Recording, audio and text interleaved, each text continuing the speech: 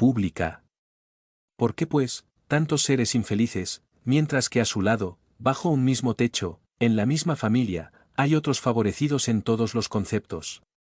¿Qué diremos, en fin, de esos que mueren en edad temprana y que no conocieron de la vida más que el sufrimiento? Problemas que ninguna filosofía ha podido aún resolver, anomalías que ninguna religión ha podido justificar y que serían la negación de la bondad, de la justicia y de la providencia de Dios, en la hipótesis de que el alma es creada al mismo tiempo que el cuerpo, y que su suerte está irrevocablemente fijada después de una estancia de algunos instantes en la tierra. ¿Qué han hecho esas almas que acaban de salir de las manos del Creador para sufrir tantas miserias en este mundo, y para merecer en el porvenir una recompensa o un castigo cualquiera, cuando no han podido hacer ni bien ni mal? Sin embargo, en virtud del axioma de que todo efecto tiene una causa, esas miserias son efectos que deben tener una causa, y desde el momento en que admitamos un Dios justo, esa causa debe ser justa, luego, precediendo siempre la causa al efecto, y puesto que aquella no está en la vida actual, debe ser anterior a esta vida, es decir, pertenecer a una existencia precedente. Por otra parte, no pudiendo Dios castigar por el bien que se ha hecho ni por el mal que se ha hecho, si somos castigados, es que hemos hecho mal, si no lo hemos hecho en esta vida, lo habremos hecho en otra. Esta es una alternativa de la que es imposible evadirse, y en la que la lógica dice de qué parte está la justicia de Dios. El hombre pues, no es castigado siempre o completamente castigado, en su existencia presente, pero nunca se evade a las consecuencias de sus faltas. La prosperidad del malo solo es momentánea y si no se espía hoy, espiará mañana, mientras que el que sufre, sufre por expiación de su pasado. La infelicidad que en un principio parece inmerecida, tiene su razón de ser, y el que puede decir siempre, perdóname Señor, porque he pecado. Los sufrimientos por causas anteriores, son, a menudo, como los de las faltas actuales, consecuencia natural de la falta cometida, es decir, que por una justicia distributiva y rigurosa, el hombre sufre lo que ha hecho sufrir a los otros, si ha sido duro e inhumano, podrá a su vez ser tratado con dureza y con inhumanidad, si ha sido orgulloso, podrá nacer en una condición humillante, si ha sido avaro y egoísta, o si ha hecho mal uso de su fortuna, podrá carecer de lo necesario, si ha sido mal hijo, los suyos le harán sufrir, etc. Así es como se explican, por la pluralidad de existencias y por el destino de la tierra como mundo expiatorio, las anomalías que presenta la repartición de la felicidad y la infelicidad entre los buenos y los malos en la tierra. Esta anomalía solo existe en apariencia, porque se toma su punto de vista desde la vida presente, pero si no se eleva con el pensamiento de modo que pueda abrazar una serie de existencias, verá que a cada uno se le ha dado la parte que merece, sin perjuicio de la que se le señala en el mundo de los espíritus, y que la justicia de Dios jamás se interrumpe. El hombre nunca debe perder de vista que se halla en un mundo inferior, donde solo permanece por sus imperfecciones. A cada vicisitudes debe decirse que si perteneciera a un mundo más adelantado, no le sucedería esto, y que de él depende el no volver aquí trabajando para su mejoramiento. Las tribulaciones de la vida puede ser impuesta a espíritus endurecidos o demasiados ignorantes para hacer una elección con conocimiento de causa, pero son elegidas libremente y aceptadas por los espíritus arrepentidos que quieren reparar el mal que han hecho y acostumbrarse a obrar mejor. Lo mismo sucede con el que, habiendo cumplido mal su tarea, pide que se le deje empezar de nuevo para no perder el beneficio de su trabajo. Estas tribulaciones son pues, a la vez, expiaciones por el pasado que castigan y pruebas para el porvenir que preparan. Demos gracias a Dios porque en su bondad concede al hombre la facultad de la reparación y no lo condena irrevocablemente por una primera falta. Tampoco debe creerse que todo el sufrimiento en la tierra sea necesariamente indicio de una falta determinada, a menudo son simples pruebas elegidas por el Espíritu para acabar su purificación y activar su adelantamiento. Así es que la expiación sirve siempre de pruebas, pero la prueba no es siempre una expiación, más pruebas o expiaciones son siempre señales de una inferioridad relativa, porque el que es perfecto no tiene necesidad de ser probado. Un espíritu puede pues, haber adquirido cierto grado de elevación, pero queriendo aún adelantar más, solicita una misión, una tarea que cumplir, por lo que será tanto más recompensado si sale victorioso, cuanto más penosa haya sido la lucha. Tales son, especialmente, esas personas de instintos naturalmente buenos, de alma elevada, de nobles sentimientos innatos, que parece que nada trajeron de malo de su existencia precedente, y que sufre con una resignación muy cristiana los más grandes dolores, pidiendo a Dios sobrellevarlos sin murmurar. Por el contrario, se pueden considerar como expiaciones las aflicciones que excitan la murmuración y conducen al hombre a rebelarse contra Dios. El sufrimiento que no excita murmuraciones, sin duda, puede ser una expiación, pero bien indica que ha sido escogida voluntariamente y no impuesta, y la prueba de una fuerte resolución, lo que es señal de progreso. Los espíritus no pueden aspirar a la perfecta felicidad sino cuando son puros, toda mancha les cierra la entrada de los mundos dichosos. Lo mismo sucede a los pasajeros de una embarcación infestada por la peste, a los que les está prohibido entrar en la ciudad hasta que se hayan purificado. Los espíritus se despojan poco a poco de sus imperfecciones en sus diversas existencias corporales. Las pruebas de la vida perfeccionan cuando se sobrellevan bien, como expiaciones, borran las faltas y purifican, es el remedio. Que limpia la llaga y cura al enfermo, cuanto más grave es el mal, más enérgico debe ser el remedio.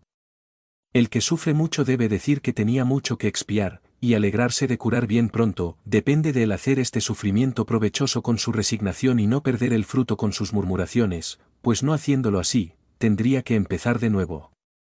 Con estas palabras, bienaventurados los afligidos, porque ellos serán consolados, Jesús indica al mismo tiempo la compensación que espera a los que sufren, y la resignación que hace bendecir el sufrimiento como preludio de la curación. Estas palabras también pueden traducirse de este modo: vosotros debéis considerarse felices sufriendo, porque vuestros dolores en este mundo, son deudas de vuestras faltas pasadas, y esos dolores sufridos con paciencia en la tierra os ahorran siglos de sufrimiento en la vida futura. Debéis pues, teneros por felices, viendo que Dios reduce vuestra deuda, permitiéndoos que la paguéis ahora, lo que os asegurará la tranquilidad para el porvenir.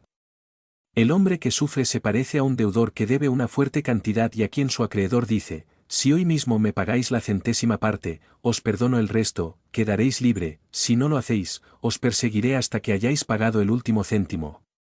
¿No sería feliz el deudor, aun cuando sufriese toda clase de privaciones para librarse, pagando solamente la centésima parte de lo que debe? En vez de quejarse de su acreedor, ¿no le daría las gracias? Tal es el sentido de estas palabras: bienaventurados los afligidos, porque ellos serán consolados; son felices porque pagan la deuda, y después de pagar, quedarán libres.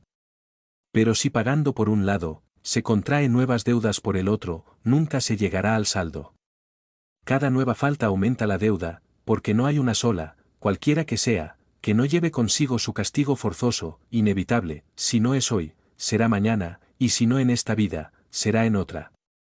Entre estas faltas debería ponerse en primer lugar el defecto de sumisión a la voluntad de Dios, pues si en las aflicciones se murmura, si no se aceptan con resignación y como cosa que ha debido merecerse, si se acusa a Dios de injusto, se contrae una deuda nueva que hace perder el beneficio que podría esperarse del sufrimiento. Por esto será preciso empezar de nuevo, absolutamente como si a un acreedor que os atormenta, le dais cantidades a cuenta, y cada vez le pedís prestado de nuevo.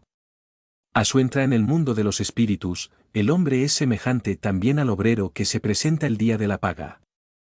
A los unos el amo les dirá: aquí tenéis el precio de vuestros jornales; a los otros, a los felices de la tierra, a los que hayan vivido en la ociosidad, a los que hayan cifrado su felicidad en la satisfacción del amor propio y los goces mundanos, les dirá: nada hay para vosotros, porque habéis recibido vuestro salario en la tierra. Ide y empezad de nuevo vuestra tarea. El hombre puede aliviar o aumentar las amarguras de sus pruebas según el modo como considere la vida terrestre.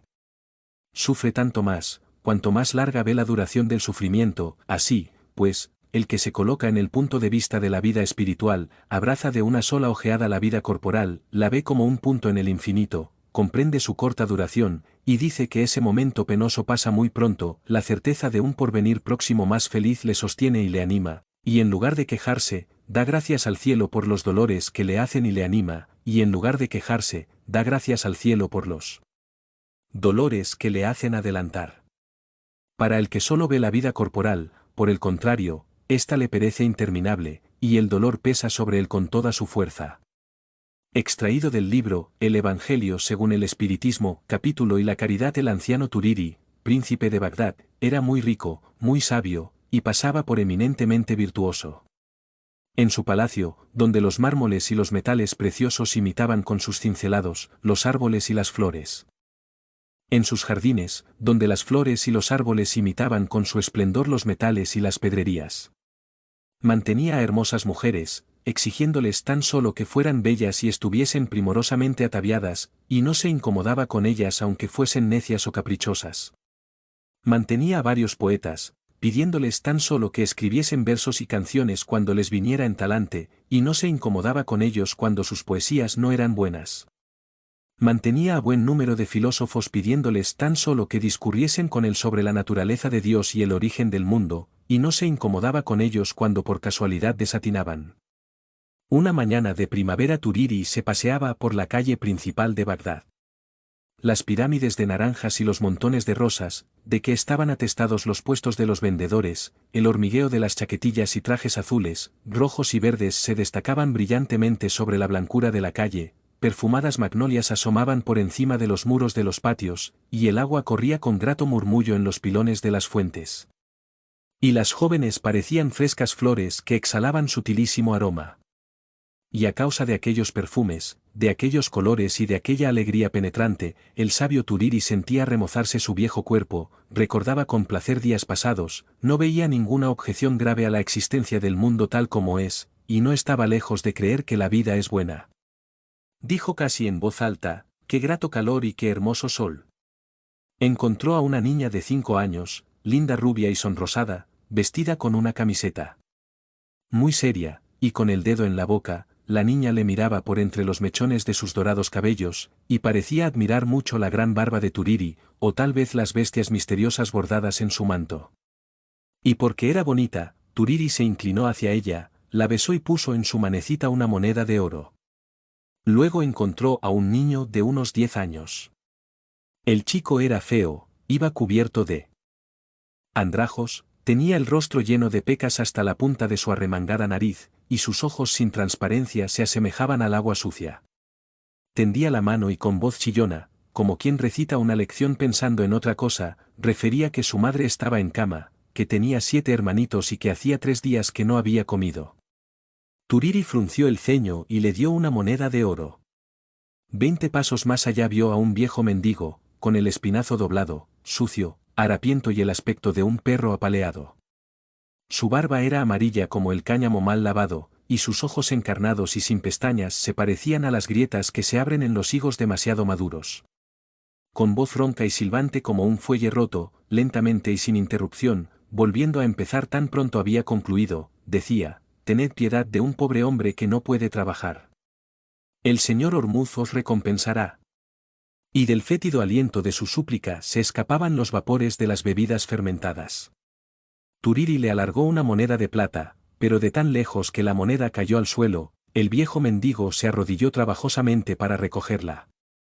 Un instante después Turiri encontró a una mujer de la que no hubiera podido decirse si era joven o vieja, y que llevaba en brazos a un recién nacido con la cabeza llena de sarpullido y de úlceras. Humilde como el polvo de los caminos, tan encorvada que no se le veían los ojos, le siguió murmurando con voz lánguida un ruego pertinaz. No por dureza, sino por fastidio, Turiri apretó el paso, pero como aquella miseria y aquel lamento continuaban arrastrándose detrás de él, empezó a revolver en su escarcela sin encontrar lo que buscaba. Al fin, con ademán airado, arrojó a la mujer algunas monedas de cobre. Entonces vio a 30 pasos de distancia a un hombre sin brazos ni piernas apoyado contra la pared. El hombre, con voz fuerte, triste y desafinada cantaba una canción de Isidusi, llena de luz, de pájaros y flores, la cual daba horror de oír. Turiri se detuvo y como aquel a lo menos no podía seguirle, hizo como que no lo veía y pasó al otro lado de la calle. Siguió andando un rato, mas ya no sentía alegría de vivir. Dijo en voz alta, este sol es insoportable. Y regresó a su palacio. Entonces, habiendo reflexionado, llamó a su intendente y le dijo, ve a la calle principal, allí encontrarás a un viejo mendigo y le darás una moneda de oro, después a una pobre que amamanta a un niño, y le darás 2 monedas de oro, y a poca distancia a un hombre sin brazos ni piernas, y le darás 3 monedas de oro. Mas desde aquel día, siempre que Turiri salía a pasear por la ciudad, le precedía un servidor que distribuía dinero a todos los mendigos, ordenándoles que se fueran para que Turiri no los viese. Y el virtuoso Turiri se fue haciendo cada día más caritativo. No parecía sino que había jurado que no habría más pobres en Bagdad. Todos los días en las salas bajas de su palacio se distribuían alimentos y dinero a cuantos pobres se presentaban. Fundó un hospicio para los niños, uno para los viejos, uno para las madres y otros para los imposibilitados y enfermos. Y cuando le referían que un fingido enfermo o un fingido indigente se había valido de astucia para hacerse socorrer, decía, dejadme en paz. No tengo tiempo de buscar la verdad ni de distinguirla de la mentira. De esta manera gastó en el alivio de los demás hombres más de los 9/10 de sus inmensas riquezas. Hasta llegó a reducir el tren de su casa, conservando solo a su lado a las más jóvenes de sus mujeres, a los más perezosos de sus poetas y a los menos afirmativos de sus filósofos. Por lo demás, continuaba viviendo con lujo rodeado de las más espléndidas obras de arte, de la industria y del ingenio y sabiduría de los hombres, y jamás visitó los hospicios que había fundado, ni bajó a las salas en donde se socorría a los desgraciados. Un día que se paseaba por la ciudad se vio rodeado de una multitud de pobres gentes. Todos juntos gritaban que le debían la vida, y muchos se arrodillaban y besaban la orla de su túnica. Pero se encolerizó como si aquellas muestras de gratitud le ultrajasen o le hiciesen sufrir. Y el pueblo le consideró como el hombre más venerable y de más acrisolada santidad que jamás hubiese vivido en Bagdad. Cuando se sintió próximo a morir mandó que se retirasen los poetas y los filósofos y solo hizo quedar a su cabecera a una hermosa niña de 16 años, a la cual recomendó que no le dijese nada y no hiciese más que mirarle con sus dulces ojos del color del zafiro. Al morir, los pobres, los antiguos pobres de Bagdad, siguieron su entierro y muchos de ellos lloraban. Más allá de los tiempos, más allá del espacio, más allá de las formas, ¿en dónde, pues? No lo sé, ni yo, ni nadie. El alma de Turiri compareció ante Ormuz para ser juzgado. Ormuz le preguntó, ¿qué has hecho en la tierra? ¿Cuáles son tus obras? Turiri, muy tranquilo respecto a la próxima sentencia, contestó con modestia y sinceridad, ciertamente, no siendo más que un hombre, he sido débil. Me he deleitado con las hermosas líneas, con los colores espléndidos, con los sonidos, con los perfumes, con los contactos suaves y con los fútiles juegos de la palabra. Pero he fundado con mis riquezas 4 hospitales, he dado a los pobres 9/10 partes de mis bienes, no conservando para mí más que el 10. Es verdad, dijo Ormuz, que no has sido un hombre malo, y que en tus acciones te ha guiado muchas veces un espíritu de dulzura. Sin embargo, por esta vez, no entrarás en mi paraíso. Pero tu alma volverá a encarnar en otro cuerpo, y vivirás una nueva vida terrestre a fin de expiar y de aprender. Turiri, muy sorprendido, preguntó. ¿Y qué es lo que tengo que expiar, señor? Reflexiona sobre ti mismo y conócete mejor. ¿Cuál era tu pensamiento cuando dabas a los pobres tus bienes? Y el día que encontraste al viejo mendigo, a la mujer pálida, con su hijo, y al hombre sin brazos ni piernas, ¿qué fue lo que sentiste en tu corazón? Una inmensa piedad por el dolor humano, respondió Turiri. Mientes, dijo Ormuz. La primera impresión que te produjo su vista fue una sorpresa desagradable. Te recordaba demasiado brutalmente la realidad del dolor y de la miseria. Te sentías irritado contra ellos porque ofendían tu vista con su desaseo y fealdad. Te indignaba también su envilecimiento, la bajeza con que te imploraban y la porfía de sus cansadas súplicas. Les arrojabas la limosna con repugnancia, y tanto era el desprecio que te inspiraban los desgraciados que un día no pudiste soportar sus acciones de gracias pues la grosería de las efusiones populares te molestaba, y la delicadeza de tus nervios negó a aquellos infelices el derecho de probarte con su gratitud, que no eran indignos de tus beneficios. Te esforzaste en suprimir la miseria creyendo que es un baldón para el mundo y que deshonra la vida. Pero yo te lo digo, yo que penetro en las conciencias, había odio y repugnancia en tu caridad. Pero, repuso Turiri, lo que yo aborrecía no eran los miserables, era el padecimiento, era el mal, Ahrimen, nuestro eterno enemigo. Yo soy Ahrimen, respondió Ormuz. ¿Vos, señor? Soy Ahrimen y soy Ormuz. El bien no puede salir más que del mal, la virtud no puede salir más que del dolor. Y esto es, Señor, lo mejor que habéis podido hacer. No blasfemes. El mal pasará. No existe más que para engendrar la felicidad y la virtud. Cuando la tierra donde se sufre la prueba haya desaparecido, cuando todas las almas de los justos estén conmigo, entonces será como si el mal no hubiese existido jamás. Esto es precioso, dijo Turiri, pero ¿qué se debe inferir de ello respecto a mi caso? ¿Qué sentimiento podían inspirarme criaturas envilecidas y asquerosas? ¿Y qué otra cosa les debía más que aliviar su miseria? Para que lo aprendas es que te vuelvo a enviar a la tierra. Pero, Señor. Turiri no pudo decir más. Desapareció Ormuz, desapareció Turiri, solo él. Abismo. Nada más sencillo ni más triste que la vida de Tirirú. Nació en Skub, hijo de artesanos muy pobres, sufrió hambre y malos tratos durante su infancia. Aprendió un oficio del cual vivió penosamente. Tenía virtudes de pobre hombre, era bastante honrado, bastante bueno y muy bien resignado, pero carecía de la dignidad y de la delicadeza que son el lujo del alma. Se casó para no estar solo. El trabajo faltaba a menudo. Su mujer y sus 2 hijos murieron de miseria. Un día cayó de un andamio, y no habiendo tenido los cuidados necesarios, quedó enteramente inútil de ambas piernas, con un brazo paralizado y una llaga incurable en el otro. Tuvo que mendigar. Al principio lo hizo mal, sintiéndose avergonzado no se atrevía a insistir, y no le daban casi nada.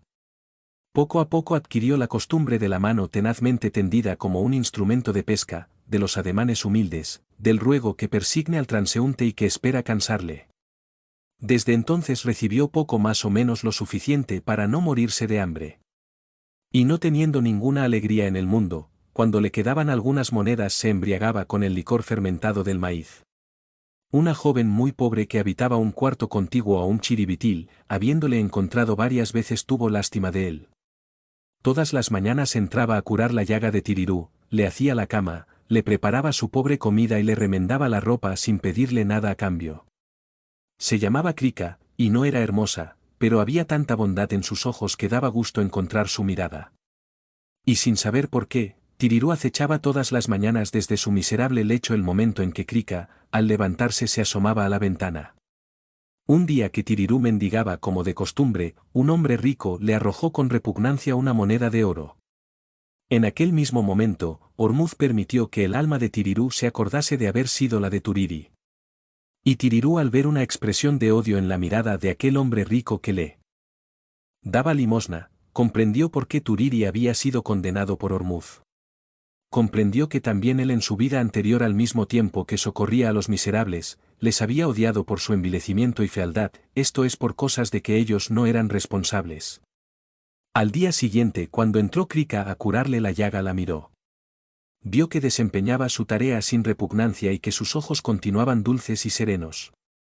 Y entonces comprendió que aquella joven que le cuidaba y no se apartaba de él, aunque era horrible entre todos los miserables, era verdaderamente buena y verdaderamente santa. Cuando hubo acabado de curarle besó la mano silenciosamente y lloró. Y Ormuz le hizo la gracia de concederle aquella misma noche una muerte dulce. ¿Qué has comprendido?, preguntó Ormuz al alma de Turiri Tirirú. Esto, señor, se debe servir a los pobres pobremente, se debe penetrar en su alma de pobres y no despreciarles por su envilecimiento y disminución de alma, ya que también nosotros hubiéramos podido vernos reducidos si nos hubieran agobiado las mismas necesidades, amarles cuando menos por su resignación, a ellos que son la multitud y cuyas iras unidas barrerían a los ricos como briznas de paja, y por último, buscar si no subsiste aún en ellos algún vestigio de nobleza y dignidad. Y es menester servirles humildemente, es menester, así como nos resignamos a nuestros propios padecimientos, resignarnos a la miseria de los demás aun cuando ofenda nuestras delicadezas, se debe al mismo tiempo que se les socorre, no indignarse contra esa miseria y aceptarla como se aceptan los misteriosos designios, de aquel que es el único que conoce la razón de las cosas. Porque el objeto del universo no es la producción de la belleza plástica, sino la de la bondad. Eso viene a ser, dijo Ormuz. Buen servidor, entra en mi reino.